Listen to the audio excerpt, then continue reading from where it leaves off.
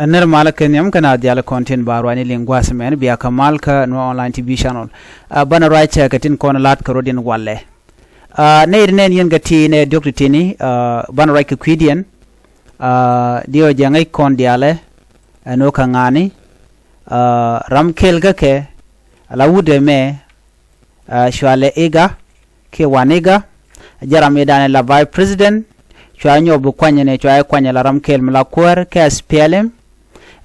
ngai koram do diene me to gwade me wude me ni shwale kolmanyang juk ram do diene ping gwaze me shwale Daniel Awit akol kendang dioga wale gwaden sha wude me shwal ke me ibul mel chajalat kwetin ken ka chup kuda ke ken kawa angum ken kawa kaja ken ka part of SPLM angum ken ka chup kaja jenda na bana nyoka mede kono kwen gwasme ko chana rai ko ntamere yuko so Sudan gui kono no dongte ko kon mede to but tana dongde galaro no e kajtelembuto but bana mala to bana jalat jinmi shaje woch kajiran party kana mo chawo ni jiga party wo kene jiga position but miji kana gwada dana wa ne to wa galat kwerten ma wa bul me lat kwerten kene kun poy ke chiga chalke meri la nyu da gwan wo take mi gwach mi cha ngach no din ngaje no gwada dana wa party ke wa ngar wa jalatin ma wa wude me chalke bul mele kene ne to konti la jikware gwada dana wa ka kam kwerten okay ngai kon diale kwer waje tubdi ngai kon do dana tubke kwer ke je re wich en chana ngaje no la wuja wich so Sudan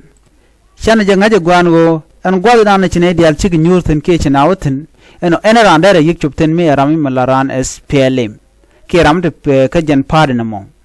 pardon ken chide chubare gwada mone dera party SPLM ayo korwa ne de konin pin Dr. Yengma char ken pardon ko ken don kan chide chubo bane dial kontila party SPLM deg yik chubo gwada mo so waniga wurishalga Daniel wurishalga me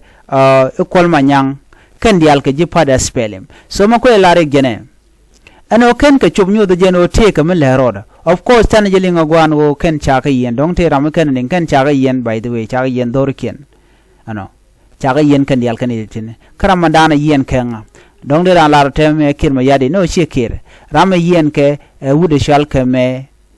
e bolmel Ramadan en yen netiti ken wundak nyoktiti chaga yen dorken ko ken dor ken rode ken no Ramadan latke kirma yadit ano ba wudu me ba jakwan belene ideal ko we ka gadere kwara so ne me deeply concerning and tema re we ka juba James wane ga me ken shup tenen gwada mo so ame bej ko gwada dana we ka jaga chankaro no chine itu ngalong chi kai ni al laji ko tore alat ken no michalar kirma yadi de mijek but kirma yadi chedier ngejen wo tege michalat che bol mel che de kwanya la bol mel tege connection ken dia la konti la chief of defense minister ne de konti ka security la national security pol nang wuri shal ka cholton ba lo ken dia la ko ken wona ga police ni ken dia man ko police ma jidi pay ko nyum pay lat ko ken dia cha ko ne ken dia link rodien